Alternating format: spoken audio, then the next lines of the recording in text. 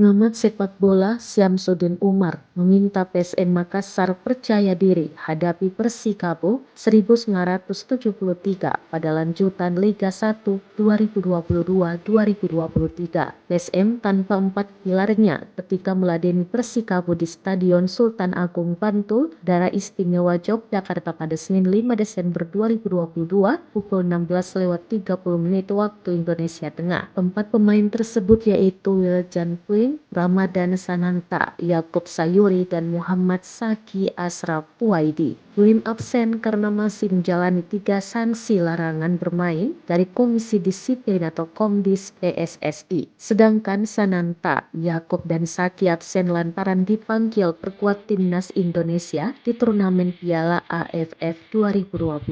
Syamsuddin Umar menilai absennya 4 pemain masih bisa diatasi oleh sang pelatih Bernardo Tavares. Juru taktik berkebangsaan Portugal ini lihai dalam merotasi pemainnya. Terbukti dengan absennya Pulim beberapa pertandingan Everton, Yakob, dan Sananta, PSM masih bisa dalam top performa. Skuad Laskar Pinisi masih berada di peringkat 3 klasemen dengan 22 poin, belum terkalahkan dari 10 laga. Dia menyampaikan pemain yang tergabung di PSM tentu pemain pilihan, pasti punya kualitas serta prestasi. Makanya pemain lainnya harus menunjukkan kemampuan terbaik mereka dengan absennya 4 pemain pilihan.